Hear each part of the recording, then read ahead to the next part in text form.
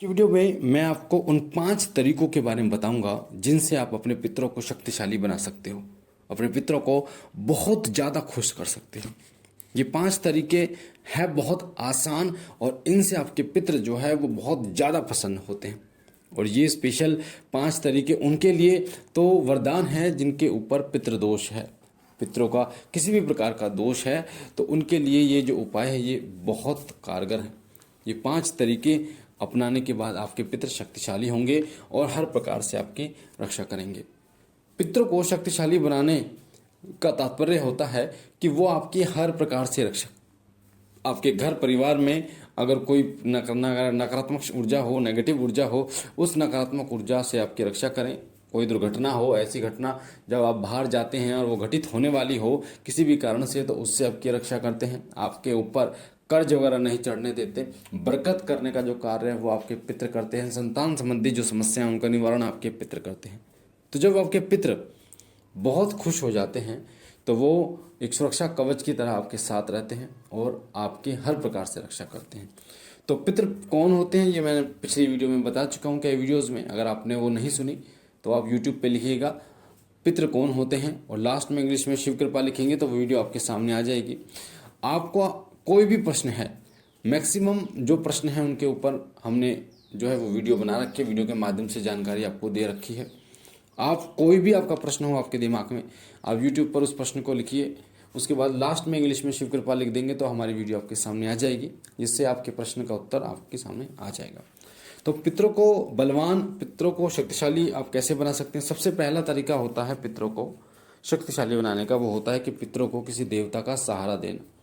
किसी देवता का सहारा जब पितरों को दिया जाता है तो पितृ जो है वो शक्तिशाली हो जाते हैं, क्योंकि उन्हें देवत्व मिल जाता है, देव शक्ति मिल जाती है, उस देवता की कृपा मिल जाती है। जैसे भगवान सूर्य का सहारा, भगवान सूर्य को अगर आप एक लोटे जल में 2 लौंग डालकर ओम मम सर पितृ देवताभ्यो नमः इस मंत्र का जप करते हुए भगवान सूर्य को अगर आप जल अर्पण करते हैं तो भगवान सूर्य की कृपा से आपके जो पितृ हैं वो शक्तिशाली होते हैं। उस जल को ग्रहण कर भगवान सूर्य आपके पितरों पर कृपा करते हैं। उसी तरीके से भगवान शिव का सहारा दें आप अपने पितरों को। जब भी आप मंदिर जाएं, बाबा भोलेनाथ के शिवलिंग पर जब जल चढ़ाएं तो पितरों का मंत्र पढ़ते हुए आप ओम मम सर्व पितृभ्यो नमः, ओम मम सर्व पितृभ्यो नमः इस मंत्र का जप करते करते आप भगवान शिव पर अगर आप जल चढ़ाते हैं तो आपका पितृ जो है वो बलवान होते हैं, शक्तिशाली होते हैं। उसी तरीके से अगर आप भगवान शनिदेव पर शनिवार के दिन सरसों का तेल चढ़ाते हुए पितृ मंत्र का जप करते हैं तब भी आपके पितृ बलवान होते हैं, क्योंकि ये देवता वो देवता हैं जो सर्वशक्तिमान हैं। ये आपके पितरों को मुक्त करते हैं, बंधन मुक्त करते हैं, प्रेत योनि से मुक्त करने में ये सक्षम हैं, आपके पितरों को बलवान बनाने में ये सक्षम हैं। जब भी, दूसरा तरीका बता रहा हूँ आपको, जब भी आप मंदिर जाएं तो अपने पितरों को अपने साथ लेके जाएं। आप सिद्धपीठ दरबार जा रहे हैं, किसी भी मंदिर आप जा रहे हैं, तो आप अपने घर से निकलने से पहले जब आप घर के अंदर हो तो बोलें, हे मेरे घर के पितरों, चलिए मेरे साथ चलिए, मैं आपको मंदिर लेके चलता हूँ आपको दर्शन कराने के लिए। तो जब आप इस प्रकार बोलेंगे तो आपके पितर आपके साथ हो लेंगे और वो मंदिर जब प्रवेश करेंगे तो मंदिर में सकारात्मक ऊर्जा उन्हें प्राप्त होगी और इससे क्या है आपके पितर बलवान होंगे। पर एक चीज़ का ध्यान रखना, जब आप वापस आओगे मंदिर से बाहर निकलने से पहले फिर आपको ये बोलना है कि हे मेरे घर के पितरों, आप चलिए मेरे घर चलिए। तो इस तरीके से आपके पितृ जो है ना, जब भी आप मंदिर लेके जाओगे तो एक सकारात्मक ऊर्जा उनके अंदर आएगी और वो बलवान होंगे। ये दूसरा तरीका। तीसरा तरीका होता है पशु पक्षी को आप दाना और पानी अगर आप अपने पितरों के नाम से डालते हैं तो भी आपके पितृ बलवान होते हैं। पशु और पक्षी, जैसे पक्षियों के लिए आप दाना डाल देते हैं, पानी भर देते हैं, पशुओं को कुत्ते हैं, बिल्ली है, गाय, उनको रोटी खिला देते हैं, तो इससे क्या होता है कि आपके पितृ बलवान होते हैं। अगर आप अपने पितरों का नाम लेके खिलाएंगे तो यकीन मानिए आपके पितृ जो है बहुत जल्दी खुश होते हैं।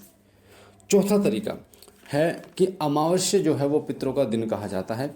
अमावस्या के दिन पितरों के लिए जो है वो खीर पूरी का भोग लगाया जाता है। जैसे हम अपने पितरों को खीर और पूरी का भोग लगाते हैं, आप हलवा पूरी का भी लगा सकते हैं और जिसके जैसे लगता होगा वो ऐसे लगा सकते हैं। मिठाई, पंचमेवा और चीज़ें ऐड आप कर सकते हैं अपने सामर्थ्य के अनुसार। पर अगर अमावस्या के दिन आप अपने पितरों को जल देते हैं, उनका भोग प्रदान करते हैं उन्हें, तो इससे आपके पितृ जो है वो बहुत ज़्यादा प्रसन्न रहते हैं। कहा जाता है अमावस्या का दिन एक ऐसा दिन होता है जिस समय समस्त पितृ जो हैं वो पितृलोक से धरती लोक पर आते हैं, अपने अपने घरों में वो जाते हैं और खुशहाली देखते हैं कि हमारे बच्चे कैसे रह रहे हैं। अगर आप उनका स्वागत करते हैं, उनका भोग निकालते हैं, तो आपके पितृ जो है वो आपको ढेर सारा आशीर्वाद दे कर जाते हैं समृद्धि का, और आपके घर में सुख समृद्धि रहती है। अगर जो व्यक्ति नहीं निकालता अमावस्या, उस घर में पितृ श्राप देकर जाते हैं, भूखे जाते हैं। इसलिए कहा जाता है कि जिस घर में अमावस्या नहीं निकलती उस घर में पितृदोष होता ही होता है। तो आपको बिल्कुल भी ऐसा नहीं करना कि आप अमावस्या ना निकालें। अमावस्या की सुबह अपने पितरों का भोग जरूर दें। आप अग्यारी पर दे सकते हैं, कपूर पर दे सकते हैं, या फिर ऐसे ही दोनों हाथों में लेकर अपने पितरों के स्थान पर या एक अपने छत के ऊपर रख सकते हैं कि मेरे घर के पितरों ये आपका भोग है। पांचवा जो तरीका है वो है बहुत ही अद्भुत तरीका जिससे आपके पितरों को शक्ति मिलती है और आपके पितर प्रसन्न होते हैं। वो है कि जब गाय जब आया पे है तो एक गुड़ की डली, आटे की लोई होती है, आटा जब आप गूंथते हैं तो लोई बन जाती है, 2 लोई उसमें गुड़ की डली डाल के और उस गुड़ की डली में थोड़ा सा घी लगा के आप अगर अपने पितरों का नाम लेके गाय को खिलाते हैं तो इससे आपके पितर जो है वो प्रसन्न होते हैं। और कहा जाता है कि गौ माता में समस्त देवी देवताओं का वास होता है, तो इससे गौ माता के जो उपाय करने से आपके पितृ भी प्रसन्न होते हैं और समस्त देवी देवता भी प्रसन्न होते हैं। तो जब आप अपने इष्ट की पूजा करते हैं तो आपके इष्ट आप पर बहुत जल्दी कृपा करते हैं। तो मुझे आशा है ये 5 जो तरीके मैंने आपको बताए हैं, 5 तरीके, इनसे आपको समझ आया होगा कि आप पितरों को कैसे शक्तिशाली बना सकते हैं, बलवान बना सकते हैं। बाकी बाबा भोलेनाथ से मैं विनती करता हूँ कि वो आप पर अपनी कृपा करें, आपके घर परिवार पर कृपा करें। और हम मिलते हैं एक नई जानकारी के साथ। तब तक के लिए ओम नमः शिवाय, ओम नमः शिवाय, ओम नमः शिवाय।